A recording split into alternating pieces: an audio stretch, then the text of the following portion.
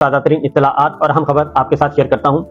कुछ देर पहले मैंने अपने एक्स पे एक पोस्ट की और पोस्ट में मैंने बताया कि जनाब लाडला साहब जो हैं वो इंतखाबी सियासत से रिटायर होने का असूली फैसला कर चुके हैं, यानी वो अब कभी इलेक्शन नहीं लड़ेंगे। और जो एक ख्वाब दिखाया जा रहा था और ये एक माहौल बनाया जा रहा था कि मियाँ साहब वज़ीर आज़म के लिए नामजद हो चुके हैं और वो वज़ीर आज़म होंगे और उनकी क़यादत में एक अबूरी हुकूमत बना दी जाए और वो हुकूमत 6 माह के लिए चले और उसके बाद वो हुकूमत फैसला करे और उसके बाद फिर मियाँ साहब मैदान में उतरें और फिर 3-4 हल्कों से इलेक्शन लड़ें। ये सारा कुछ बयान किया गया, माहौल बनाया गया, लेकिन हमारे पास जो इत्तलात हैं वो इसके बिल्कुल बरअक्स हैं और मियाँ साहब जो हैं वो मुकम्मल तौर पे इंतखाबी सियासत से रिटायर होने का उसूली फैसला कर चुके हैं और अपने इस फैसले से वो इंतहाई अहम तरीन लोगों को आगाह भी कर चुके हैं। ये सब कुछ हुआ कैसे, कब हुआ, क्यों हुआ और इस फैसले पे पहुंचे कैसे, इस नतीजे पे कैसे पहुंचे, इसके बारे में मैं आपको बहुत ही डिटेल के साथ आपके साथ चीज़ें शेयर करता हूँ इन्फॉर्मेशन की बुनियाद पर। ये तो आपको मालूम है,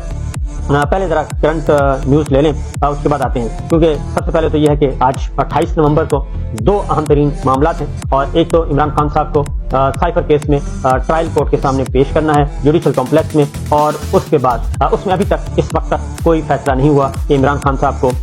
साइफर केस में जुडिशल कॉम्प्लेक्स में लाया जाएगा और उनका ओपन ट्रायल शुरू करने की कोशिश की जाएगी। अभी तक इस वक्त तक ऐसी कोई खबर नहीं है, बल्कि मुख्तलिफ ऑप्शन ज़ेर गौर हैं और वो ऑप्शन ये हैं कि सिक्योरिटी का मामला बनाया जाए, सिक्योरिटी का मसला, और सिक्योरिटी की बुनियाद पे इमरान खान साहब के साथ वीडियो लिंक के जरिए ही रब्ता कर लिया जाए और वीडियो लिंक के जरिए हाजिरी लगवा दी जाए। बाकी सारा कुछ ओपन कोर्ट में हो, लेकिन इमरान खान साहब जो हैं वो वीडियो लिंक पे मौजूद हों। लेकिन वो वीडियो लिंक पे भी होते हैं तो भी मामला क्या होगा, तो भी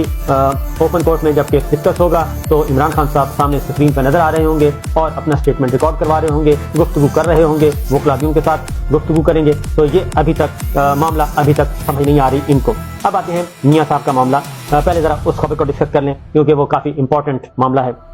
उसकी वजह यह है कि मियाँ साहब को बहुत ही रौक शौक से मियाँ साहब आए थे और बहुत सारे मामला तय करके आए थे और मियाँ साहब के साथ बहुत सारे प्लेयर्स भी उनके साथ मिले हुए थे। जो एक्सटर्नल प्लेयर्स थे, मियाँ साहब का बुनियादी इन्हिसार एक्सटर्नल प्लेयर्स पे था और उसके बाद फिर इंटरनल प्लेयर्स को उन्होंने अपने साथ मिला लिया या वो मिल गए,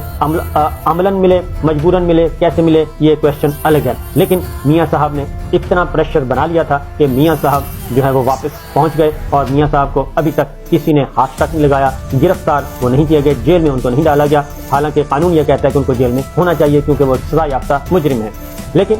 उनको मुकम्मल तौर पे प्रोटोकॉल दिया जा रहा है, सब कुछ किया जा रहा है। और ये मुस्लिम लीग नवाज की आखिरी लाइफलाइन थी और जो कि उन्होंने एक जुआ खेला कि मियाँ साहब वापस आएंगे, तो मियाँ साहब वापस आएंगे, मुस्लिम लीग नून में एक ताज़ा झोंका हवा का आएगा। पाकिस्तान तहरीक इंसाफ की कमर टूट चुकी है और एक बहुत बदतरीन किस्म का हमने ऑपरेशन किया है, 15 महीने क्रश करने के लिए लगाए हैं और 25 मई भी हुआ, 9 मई भी हुआ और उसके बाद भी जो कुछ हुआ वो सारे का सारा।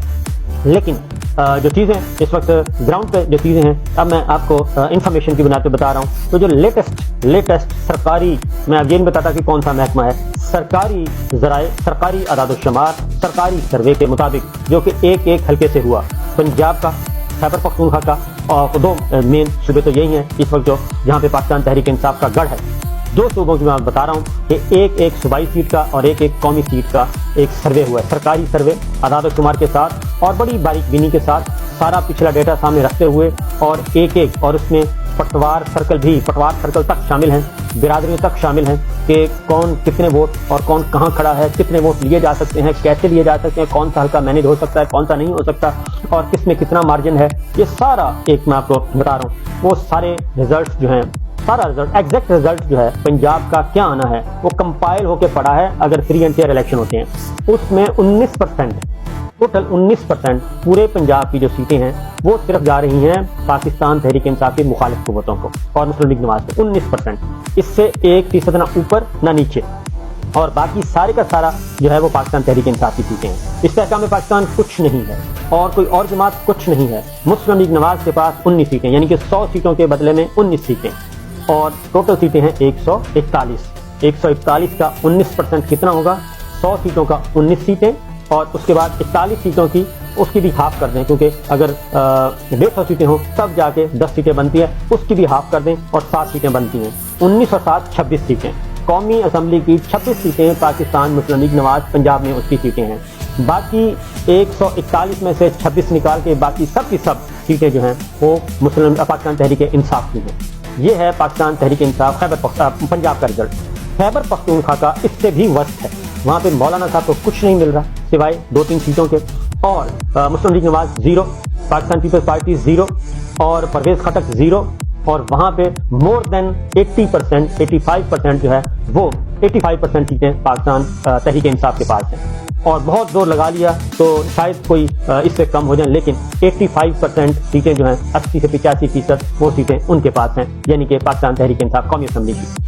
تو یہ ہے رزلٹ جو کہ آیا ہے۔ اس کے بعد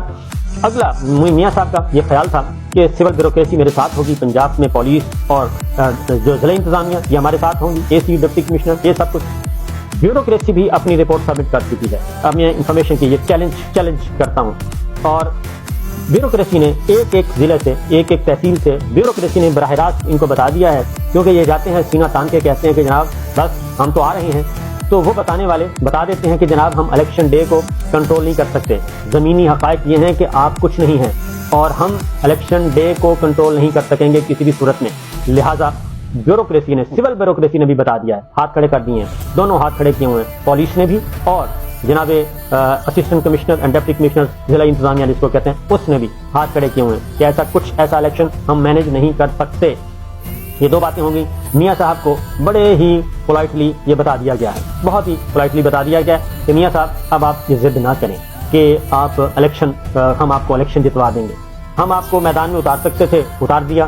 آپ کے ہاتھ کھلا ہے، آپ کا دشمن جو اس کے سیاسی دشمن وہ بالکل ہم نے اس کو دیوار کے ساتھ لگا دیا، پوری دنیا دیکھ رہی ہے، اور اس کے بعد اب آپ ہیں اور میدان ہے، اگر آپ جیت سکتے ہیں تو جیت لیں۔ یہ سول بیوروکریسی بیٹھی ہے، یہ پولیس بیٹھی ہے، ان کی گفتگو آپ براہ راست خود ہی سن لیں۔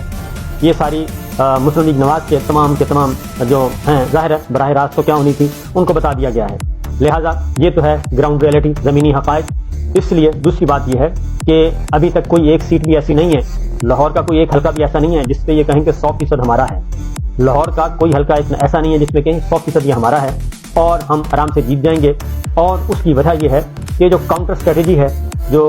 وہ قیدی نمبر 943 نے بنائی ہوئی ہے وہ اتنی پرفیکٹ اسٹریٹجی ہے، اس نے اتنے پرفیکٹ امیدوار رکھے ہوئے ہیں خاص طور پہ ان لوگوں کے لیے کہ آپ تصور بھی نہیں کر سکتے، تصور بھی نہیں کیا جا سکتا، ان کے کاغذات ریجیکٹ نہیں ہو سکتے، وہ ڈٹ کر مقابلہ کرنے والے ہیں، وہ میدان میں اتریں گے اور ان کو عدالتیں بھی راستہ نہیں روک سکیں گی، ان کو پولیس بھی نہیں روک سکے گی، اور ان کو کافی قداور شخصیات ہیں، لہٰذا یہ بھی ایک پکا انہوں نے ایک کام کیا ہوا ہے، اور 200 امیدوار ٹکا کے انہوں نے رکھے ہوئے ہیں پرفیکٹ قسم کے جو چیلنجیبل نہیں ہیں۔ تو یہ ہے سچویشن جی، یہ سارے کا سارا کچا چٹھا بالکل ایک حقائق بنا۔ اب آتے ہیں جی کیا ہوگا، اب صورتحال یہ ہے کہ یہ ساری باتیں بتا دی گئی ہیں، اور اس کے بعد یہ تو ہے سرکاری غیر ملکی سفارت خانوں کو بھی، ہر سفارت خانے کو پتہ ہے کہ رزلٹ کیا ہے، الیکشن فری اینڈ فیئر ہوتا ہے تو الیکشن کا رزلٹ کیا آئے گا،